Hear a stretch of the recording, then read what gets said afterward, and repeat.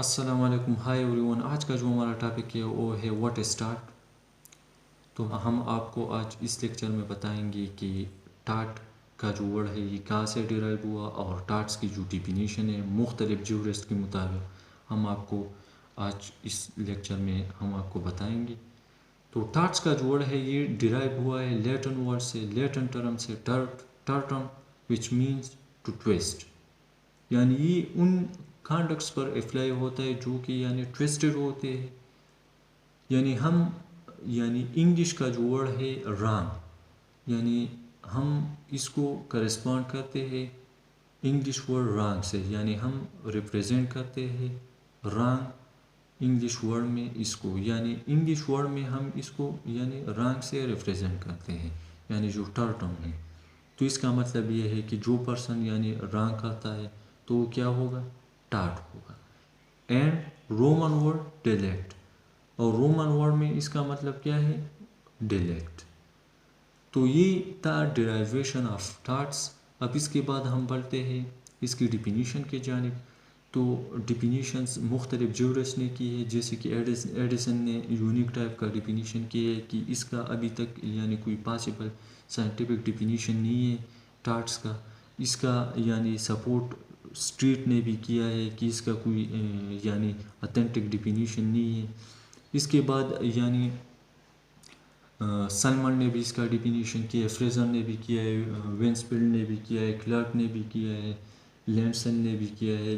तो हम आपको यानी तरतीब वार हम आपको ये डिफिनीशन बताएंगे मुख्तलिफ ज्यूरिस्ट की। तो सबसे पहले बढ़ते हैं फ्रेजर की जानिब। तो फ्रेजर का जो डिफिनीशन है वो कहते हैं कि यानी इंडिविजुअल्स का, प्राइवेट इंडिविजुअल्स का जो राइट एंड रेम होता है, यानी जनरली उसका जो राइट होता है जनरल लेवल पर, तो उसका इन्फ्रिंजमेंट क्या होगा, वो टार्ट होगा, और उसको कंपेंसेशन दिया जाएगा at the suit of injured party. जो इंजर्ड पार्टी है उसकी सूट पर उसको कंपेंसेशन दिया जाएगा जिसका राइट एंड रेम इन्फ्रिंज हुए हैं। इसके बाद हम क्लर्क एंड लेंसर की डिफिनीशन की तरफ चलते हैं। तो कहते हैं कि ओ राम जो कि इंडिपेंडेंट ऑफ कॉन्ट्रैक्ट है, यानी इसमें कोई कॉन्ट्रैक्ट नहीं है।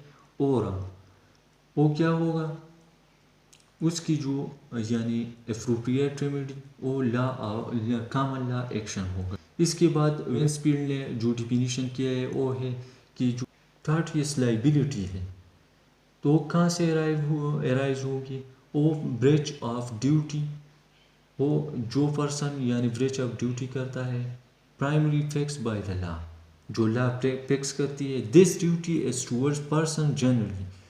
वो ड्यूटी जो इम्प्रेस करती है वो ड्यूटी क्या होगी, वो यानी दूसरी जो पर्सन है उसकी बारे में होगी। And it's praise redressable by an action for unliquidated damages। यानी इसका सिंपल कंक्लूजन ये है इस डिफिनीशन का कि जो पर्सन यानी ब्रेच ऑफ ड्यूटी करता है और वो ड्यूटी यानी टूवर्ड्स पर्सन्स जनरली होता है, तो उसकी जो यानी रेमेडी होगी वो फिर क्या होगी, डैमेजेस होगी। तो ये डिफिनीशन था विंफील्ड का।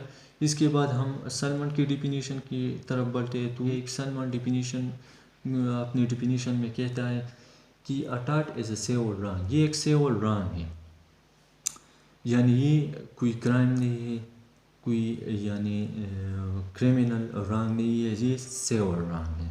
तो इसका मतलब ये है कि ये टू इंडिविजुअल्स की दरमियान होगा, for which the remedy is common law action, जिसका रेमेडी क्या होगा, वो कॉमन लॉ एक्शन होगा। इसमें फर्दर ये बताया गया है कि which is not exclusively the breach of trust, जिसमें यानी कोई ब्रेच ऑफ ट्रस्ट नहीं होगा।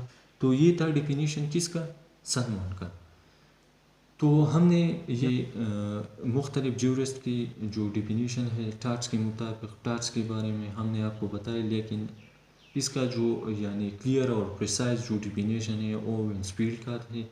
तो विंफील्ड का डिफिनीशन आप यानी जनरली कर सकते हैं हर जगह। टार्ट्स के बारे में अगर आपसे कोई पूछे कि टार्ट्स का जो डिफिनीशन क्या है, तो आप विंफील्ड का यानी डिफिनीशन कर सकते हैं, क्योंकि ये मोर प्रिसाइज और मोर क्लियर है। तो ये था आज का हमारा वीडियो। अगर हमारी वीडियो आपको पसंद आए तो हमारे चैनल को लाइक करें, सब्सक्राइब भी करें, बेल आइकन पर प्रेस करें ताकि हमारी आने वाली वीडियो आपको मिल सके। Thanks a lot. अल्लाह हाफिज़।